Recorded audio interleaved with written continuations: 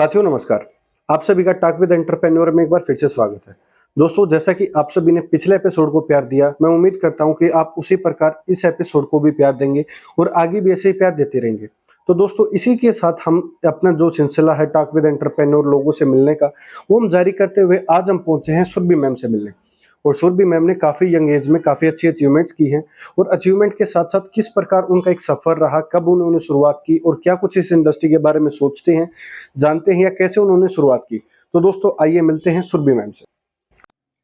साथियों नमस्कार, मैं सुरभि विश्वकर्मा रहने वाली गाजियाबाद से हूँ। पहले तो अंकित सर को मैं थैंक यू बोलूँगी कि मुझे इस चैनल पे बोलने का मौका दिया। और इस बिज़नेस का मुझे कम से कम आज से कुछ ही समय पहले मैंने स्टार्ट किया था। और अगर मैं अपने एजुकेशन की बात करूँ तो पिछले ईयर मैंने 12 पास आउट किया। तो सुरभि मैडम, आपका स्वागत है हमारे साथ टॉक विद एंटरप्रेन्योर में।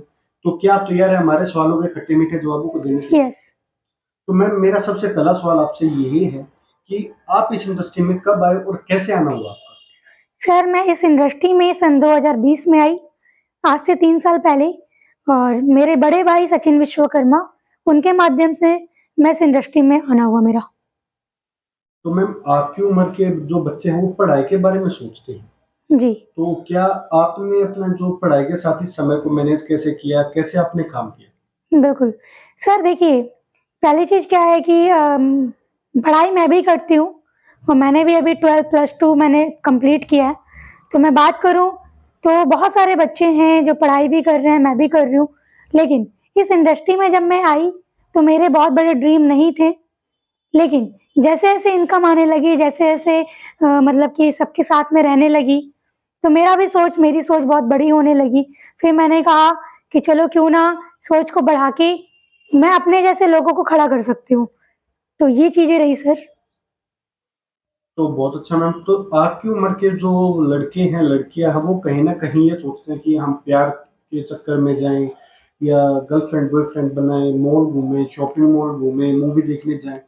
तो आपका इस बारे में क्या कुछ कहना है? क्योंकि हर किसी के लाइफ में कुछ खट्टे मीठे अनुभव होते हैं कि वो कहीं ना कहीं प्यार के चक्कर में, तो आपका भी कुछ ऐसा है? जी, सबसे बड़ी चीज़ तो ये है सर कि देखिए, एक टाइम आता है जब ये चीज़ आगे भी हो सकती है। लेकिन मैं आपको बताना चाहूँगी, टाइम का बहुत बड़ा महत्व है। मैंने अपने टाइम को वेस्ट ना करते हुए पूरा ध्यान शुरू से आज तक मैंने बिज़नेस में ही लगाया और मैंने इस बिज़नेस को डेवलप करने में अपना पूरा योगदान दिया। कहने का मतलब सिंपल है सर कि मैं अगर इन चीज़ों में जाती तो मैं कहीं न कहीं अपना बिज़नेस इतना बड़ा नहीं कर पाती या मैं अच्छी अर्निंग नहीं ले पाती, मैं अच्छी टीम नहीं बना पाती। मैंने जो टाइम वेस्ट ना होते हुए मैंने उस टाइम को इस बिज़नेस में दिया, टीम को बनाने में दिया, फील्ड वर्क करने में दिया।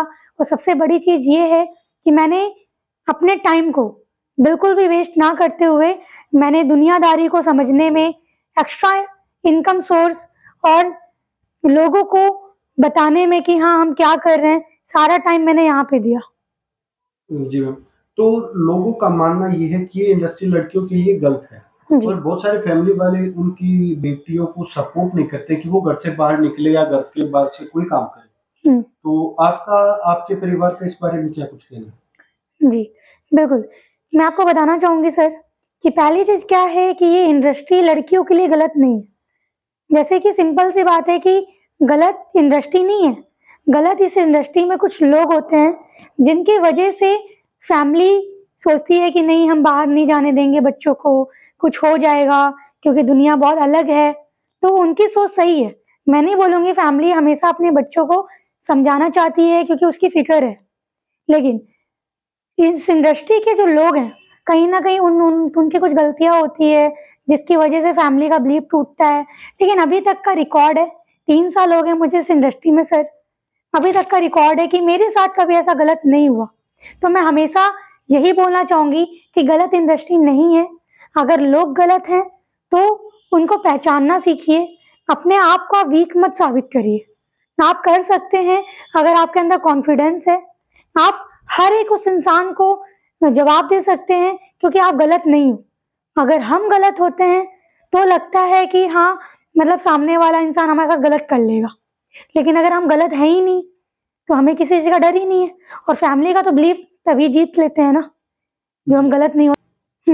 पेरेंट्स बच्चों को छूट नहीं देते, इसके पीछे का बहुत बड़ा एक रीज़न और भी है कि मैंने खुद देखा है कि बहुत सारे बच्चे क्या करते हैं कि अगर पेरेंट छूट देते हैं तो उसका गलत फ़ायदा उठाते हैं, या फिर वो बंक मार के स्कूल से चले जाएँगे, या तो फिर कभी कॉलेज से कहीं चले जाएँगे, कभी घर लेट आएँगे, कभी बहाना बना देंगे। और ये आप देखे होंगे हर जगह का यही रूल है।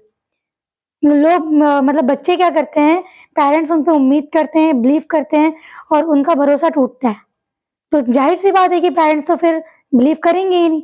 और हम बात करें पेरेंट्स को कि पेरेंट्स बोलते हैं कि नहीं बच्चे आप बाहर इस टाइम पे आओ, इस टाइम पे ना जाओ।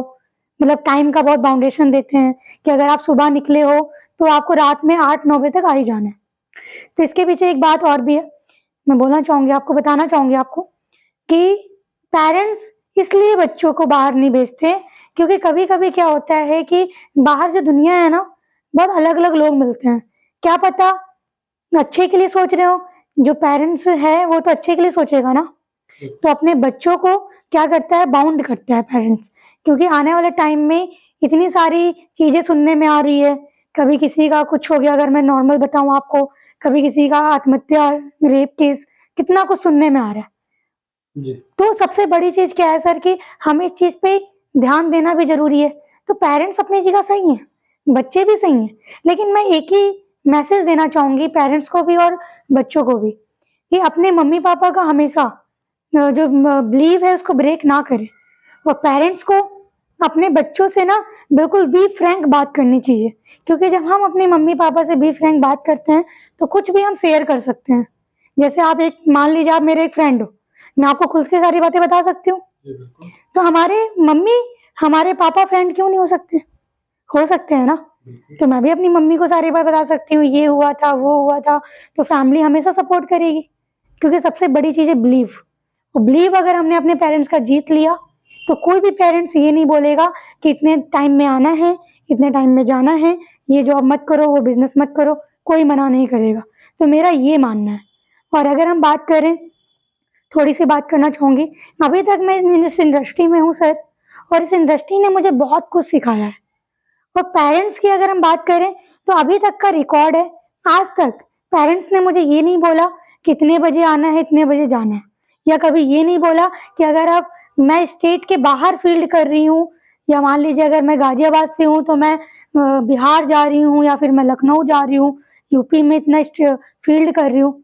तो अगर पेरेंट्स मुझे जाने दे रहे हैं, तो सबसे बड़ा रीज़न ये है कि आज तक मैंने पेरेंट्स का बिलीव ही नहीं तोड़ा। हमेशा मेहनत करी, हमेशा फील्ड वर्क किया, अच्छे लोग मिले, बुरे लोग मिले, बट अच्छे लोग को मैंने साइड किया, अच्छे लोग को मैंने साथ में रखा, बुरे लोग को मैंने साइड किया। सिंपल सी बात है। तो हम जब कर सकते हैं, तो और बच्चे क्यों नहीं कर सकते हैं? कहीं न कहीं कुछ तो ऐसी बात होगी। हम बच्चे, हम पेरेंट्स के साथ में बैठ के बात करना होगा, उस पे चर्चा करनी होगी, या इस पे एक बड़ी मतलब मीटिंग रखनी चाहिए कि पेरेंट्स, मम्मी-पापा जो होते हैं बच्चों से फ्रैंक क्यों नहीं है, या बच्चे मम्मी-पापा से फ्रैंक क्यों नहीं है, या कहीं न कहीं अंडरस्टैंडिंग नहीं मिल रही है कि हम मम्मी को समझ पाएँ या मम्मी मुझे समझ पाएँ। क्योंकि अभी तक का सर मैं बताना चाहूँगी एक्सपीरियंस में, मम्मी से मेरी ए टू जेड कुछ भी नहीं छुपता। तो मम्मी भी मुझे मेरी अपनी पूरी बात बताती है, मैं भी मम्मी को बताती हूँ। तो कभी बीच में कोई बाउंडेशन आया ही नहीं, कभी कोई कंडीशन ही नहीं आई, तो पेरेंट्स तो कभी रोकेगा ही नहीं, है ना? और मेरे पापा को, मेरी मम्मी को, मेरे पूरे खानदान को मेरे पे गर्व होता है कि ये इस एज में अगर इतना कुछ हासिल कर रही है इस बिज़नेस से, तो इसने कहीं न कहीं स्ट्रगल किया है और लोगों को फेस किया है। क्योंकि आजकल के बच्चे कभी नहीं सोचते हैं।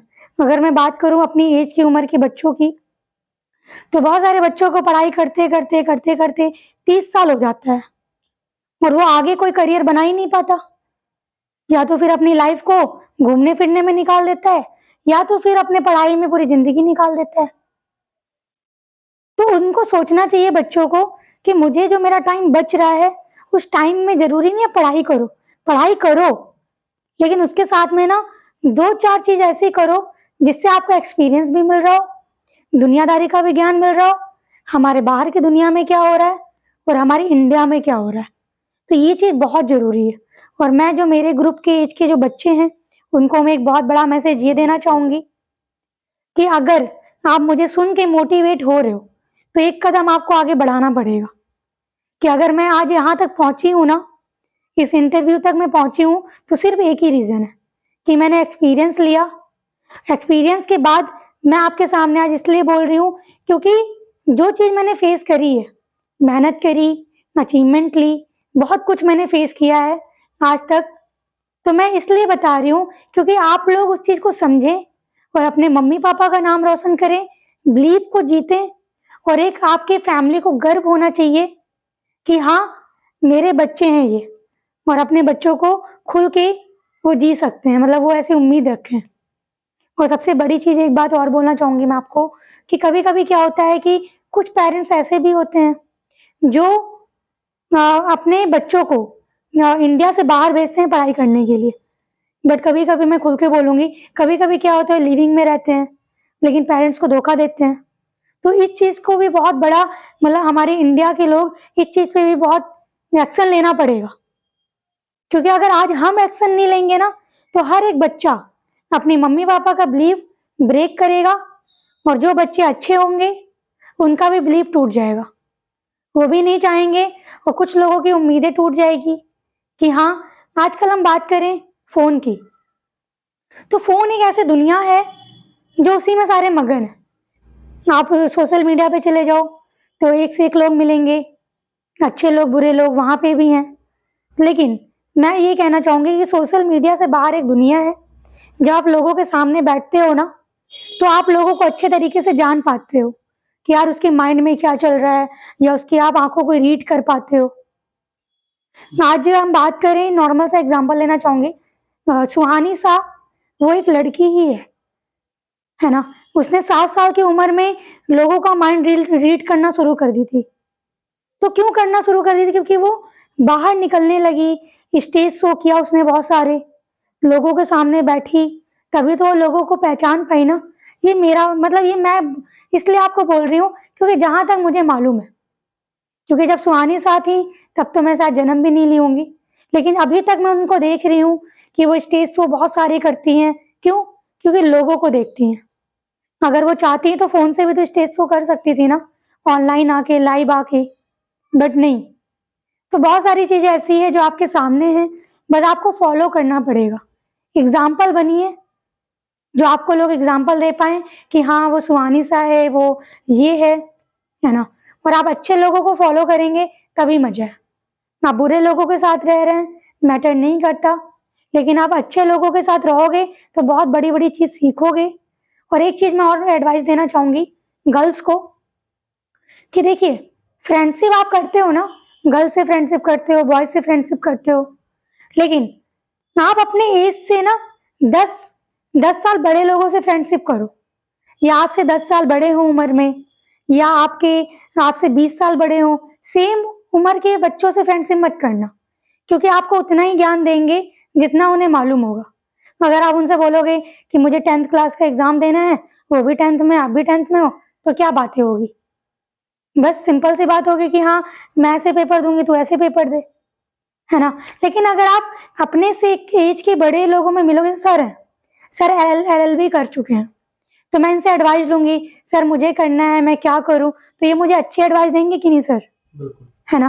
तो मैं यही बोलना चाहूँगी कि आप ना अपने एज से, उम्र के बच्चों से, अपने एज की उम्र से सर से, या फिर जो भी हैं, भैया हैं, उनसे आप दोस्ती रखिए। ये मेरा माइंडसेट है और ऐसे ही मैं करती हूँ। आज अगर मैं इतनी मैच्योर हूँ, लोगों को परख पा रही हूँ, तो मैं अपनी उम्र के बच्चों से कभी फ्रेंडशिप करी ही नहीं। शुरू से आज तक का मेरा यही रूल रहा है कि मुझे अपने से 10 साल बड़े उम्र के लड़कियों से, बॉयज़ से, है ना, सलाह लेती हूँ मैं, उनसे पूछती हूँ कि लाइफ में मुझे क्या करना है। और मैंने ये बात बहुत बार बहुत लोगों से बोल भी चुकी हूँ मैं कि अगर आप स्टूडेंट हो, अगर आप 10th क्लास में हो, 12th क्लास में हो, कॉलेज में हो, तो अगर आप 10th क्लास में हो तो 12th क्लास के बच्चों से बातचीत करना शुरू करिए। अगर आप जॉब कर रहे हो तो बिजनेसमैन वाले लोगों से बात करना शुरू करिए। तो ये मेरा माइंडसेट है, ये मेरी थिंकिंग है। और आपकी थिंकिंग क्या है? क्योंकि देखिए, सबका माइंडसेट, सबकी सोच, सब कुछ अलग-अलग होता है। तो ये मेरा माइंडसेट है। जी। और जी सर। तो मैम आपने बहुत ही अच्छा बताया कि मतलब अपनी उम्र के जो लोग हैं उनसे हमें अपने ही जैसा सीखने को मिलेगा। लेकिन अगर हमें अपने से कुछ बेहतर सीखना है तो अपने से कुछ थोड़ी बड़ी एज के लोगों से कांटेक्ट करें, उनसे बातचीत करें। जी। जी। तो मैम मेरा आपसे एक सवाल है कि जब आप इस बिज़नेस में आ ही गए हैं, तो आपने टीम डेवलप कैसे की? क्योंकि आप साथ-साथ अभी स्टडी कर रहे हैं और शायद आगे भी आपकी कंटिन्यू है, जब आपने शुरुआत की तब से आप स्टडी कर रहे हैं। हुँ। तो आपने टीम डेवलपमेंट के बारे में क्या कुछ सोचा है? कैसे किया है? क्या कुछ प्लानिंग रही है आपकी? बिल्कुल। इस डायरेक्ट सेलिंग को मैं बहुत खूबसूरत बिज़नेस मानती हूँ, थोड़ा-सा मैं बोलना चाहूँगी सर। क्योंकि जब मैं इस बिज़नेस में आई थी तो मुझे कुछ नहीं मालूम था, टीम क्या होती है, इनकम क्या होती है, कुछ भी सर मुझे नहीं मालूम था। लेकिन जब मैंने इसमें धीरे-धीरे जब मैं टीम डेवलप करना शुरू करी, तो मैंने टीम कैसे बनाया? सबसे पहली चीज़ क्या है कि मैंने बहुत सारे लोगों पे मेहनत नहीं करी। मैंने अपने 5-6 लोग ऐसे पकड़े जो जिनको मैं खड़ा कर सकती थी। तो मैंने उन 5-6 लोगों को तैयार किया, उनको पूरी रात-रात भर जग के मैंने प्लान सिखाया। मैंने उन्हें बताया फ़ॉलो अप कैसे होता है, एफआईएम कैसे होता है, प्लान कैसे देना है, प्रोडक्ट कैसे हैं। मैंने ये सारी चीज़ें उन्हें रात-रात भर सिखाई। जब मैंने 6 लोगों को सिखाया, तो 6 लोगों ने क्या किया, अपने 6 लोगों को सिखाया। मैंने उनको एडवाइस किया कि मैं आप 10 लोगों पे काम मत करिए। अगर आपके पास 2 लोग हैं ना, तो 2 लोगों को ही समझाइए कि इस तरीके से टीम डेवलप होगी। अगर वो आप उनको सिखा रहे हैं, तो वो भी आगे आपको फ़ॉलो करेंगे, फिर वो भी आगे फ़ॉलो करेंगे। तो ये सारी चीज़ें रही सर कि मैंने ना मल्टीपल मैंने अपने जैसे 2 लोग को खड़ा किया, 2 लोगों ने अपने जैसे खड़ा किया, तो मैंने 1 सुरभि नहीं, कम से कम मैंने 100 सुरभि खड़ी कर दी। 100 लोगों ने 200 लोगों को खड़ा किया। तो इस तरीके से सर मैंने सिलसिला चलता रहा, टीम डेवलप होती रही। तो आज अगर बात करें तो बहुत बड़ी टीम हो गई, पता ही नहीं चला। तो मैम लगभग आपने 3 साल के एक्सपीरियंस में कितना पैसा यहाँ से अर्न कर चुके हैं? जी, अगर मैं बात करूँ सर तो मेरे को 3 साल हो गए। टोटल अगर मैं अर्निंग की बात करूँ तो 7 लाख से ऊपर अर्न कर चुकी हूँ, डायरेक्ट सेलिंग से।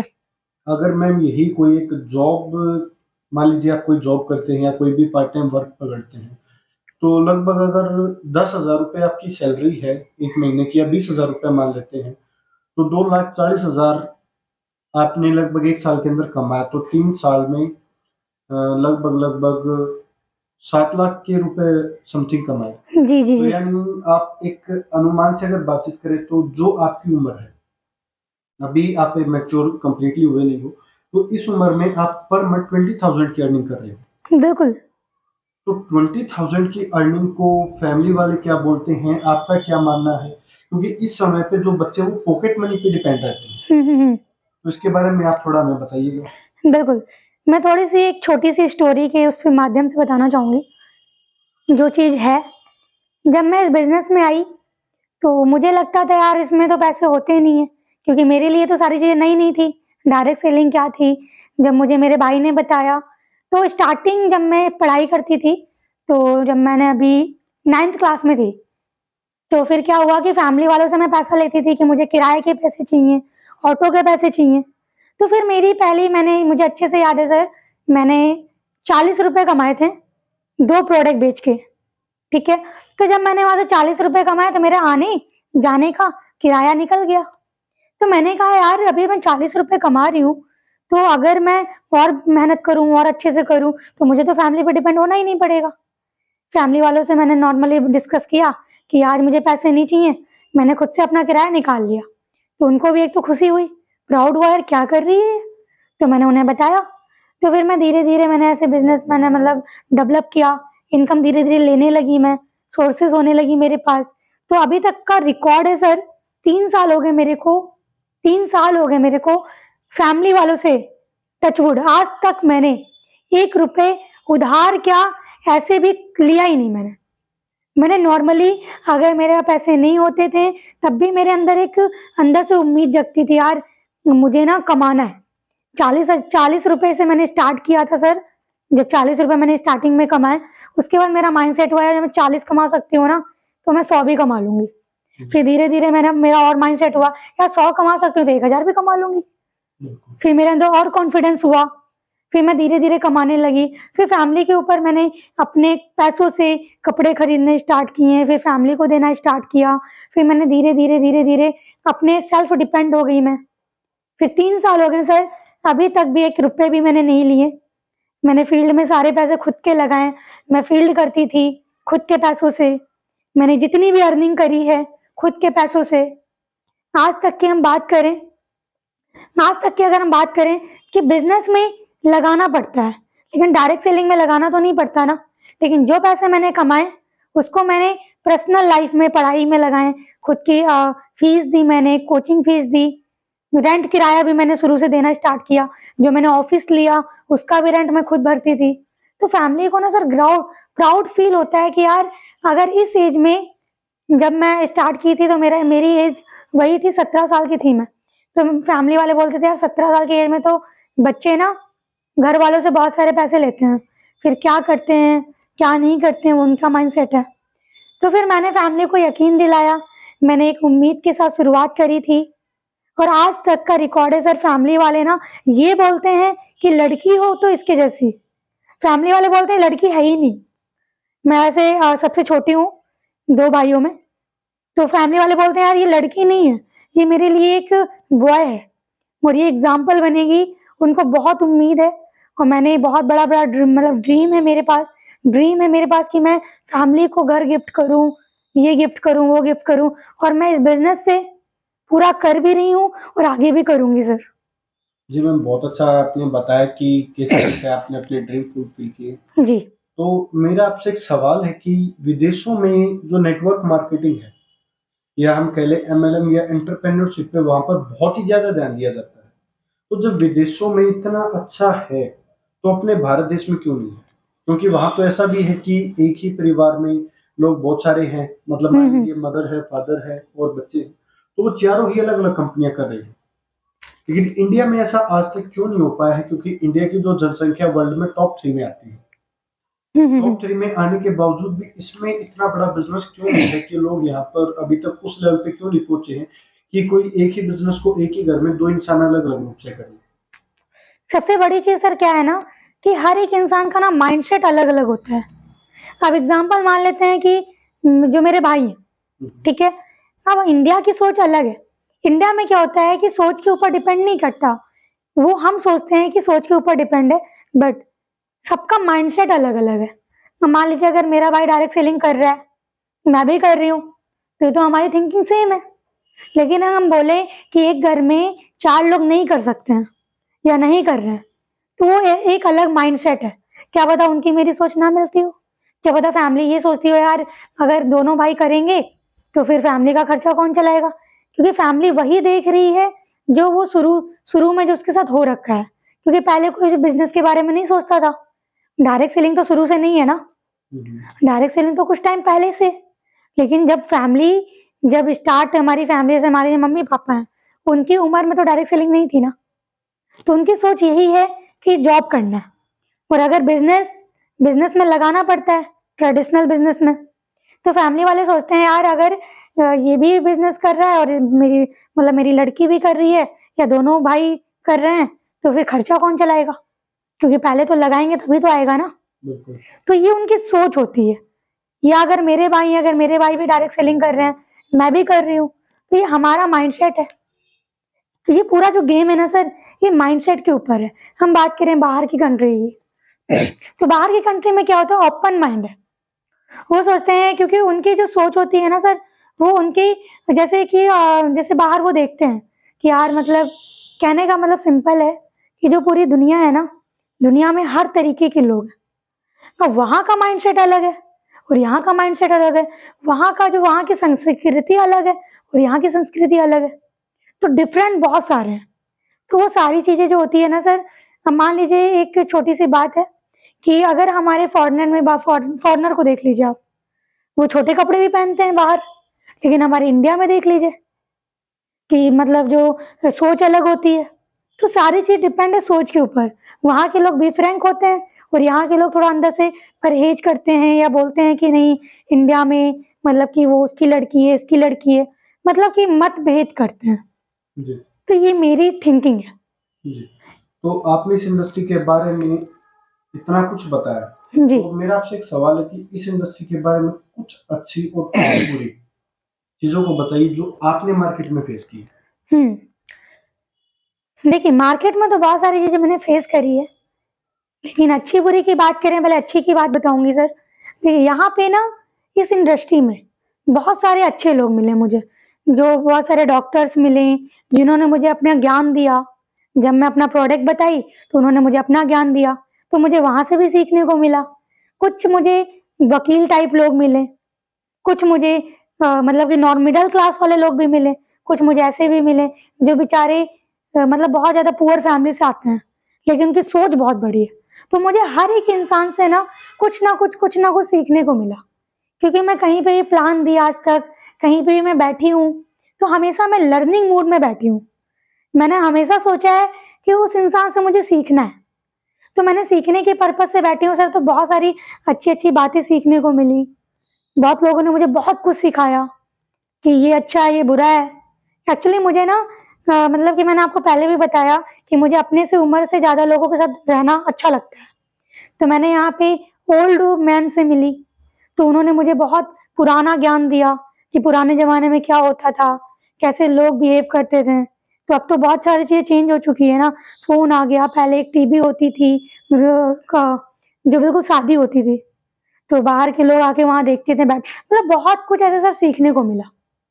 तो सिंपल सी बात है कि अच्छा बुरा, बुरे की बात करें तो ऐसे-ऐसे लोग भी मिले जिनकी सोच ही बहुत गंदी थी, अंदर से बहुत अच्छे, मतलब अंदर से बहुत गंदे हुआ करते थे, लेकिन ऊपर अपने आप को बहुत अच्छा शो करते हैं कि मेरी नियत नीति अच्छी है।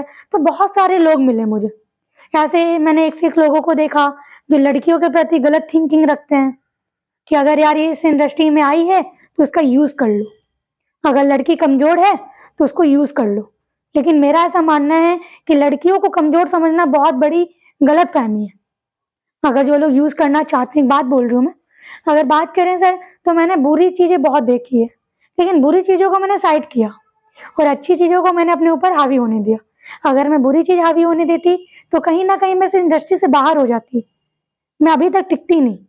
जी। मेरे साथ में बहुत गलत-गलत चीज़ें, मतलब कि जैसे मान लीजिए किसी ने कुछ झूठ बोला, किसी ने बिज़नेस में झूठ बोला, किसी ने ये बोला कि नहीं एक-दूसरे की बुराइयाँ, राजनीति बहुत खेली लोगों ने, बट मैंने इग्नोर मारा।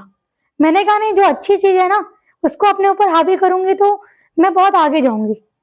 क्योंकि मेरा जो गोल था ना सर, गोल, वो मेरा एकदम क्लियर था। मुझे मालूम है लाइफ़ में क्या करना है, तो मैं तो उसी चीज़ के पीछे भागूँगी ना, बुरी चीज़ों को तो साइड करूँगी ना। तो ऐसा देखिए बहुत सारी अच्छी चीज़ें भी रही है, बुरी चीज़ें भी रही है, कोई गिनती नहीं है, क्या-क्या चीज़ें हुई है, क्या-क्या चीज़ें अच्छी भी हुई है। बहुत सारे, एक बार लॉकडाउन था सर, छोटा-सा एक्सपीरियंस वो करना चाहूँगी। लॉकडाउन था, तो मतलब पूरा मतलब कोई ऑटो नहीं चलता था, कोई ई-रिक्शा नहीं चलता था। उस टाइम पे मैंने फ़ील्ड किया। तो जो मतलब ट्रैफिक पुलिस में जो पुलिस वाले थे, उन्होंने बोला कि बेटा आप कहाँ जा रहे हो? प्रोडक्ट लेके जा रहे हो, आप कहाँ जा रहे हो? तो मैंने बोला सर मैं ये प्रोडक्ट है और ऐसे-ऐसे मुझे देना है। तो वहाँ पे उन्होंने बोला कि आप इतनी धूप में, अगर आप उतनी दूर जा रहे हो, पैदल जा रहे हो, ऑटो नहीं चल रहा, तो आपका क्या विज़न है बेटा? क्यों ऐसे कर रहे हो आप? आप तो चाहो घर में भी बैठ सकते हो।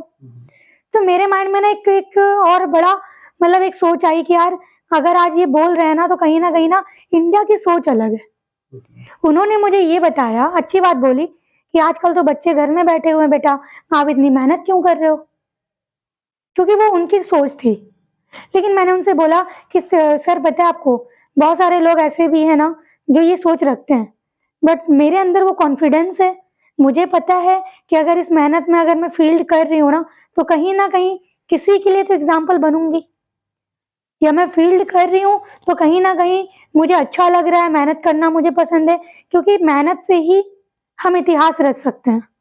पहले हार्ड वर्क आता है, फिर स्मार्ट वर्क आता है।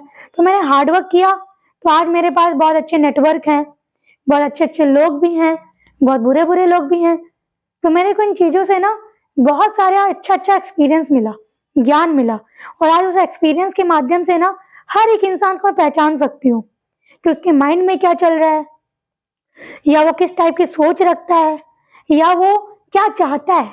तो मेरे साथ तो मुझे खुशी होती है, मुझे खुद पे प्राउड होता है कि कभी इन फ्यूचर कभी मेरे साथ कभी बुरा हो ही नहीं सकता, कुछ भी हो जाए, कोई मेरा यूज़ कर ही नहीं सकता, क्योंकि मैंने इतना मार्केट का ना एक्सपीरियंस ले लिया है। और मेरा ऐसा मानना है कि जिस इंसान ने ना मार्केटिंग का एक्सपीरियंस ले लिया ना, वो किसी भी फील्ड में जीत के ही आएगा। ये मेरा मैसेज भी है। और सर दूसरी चीज़ मैं ये भी बोलना चाहूँगी कि कभी-कभी ऐसा होता है सर कि लोग बुरा बोलते हैं। लोग समझते हैं अपने, देखिए जैसे आप होगे ना वैसे ही आप मुझे समझोगे।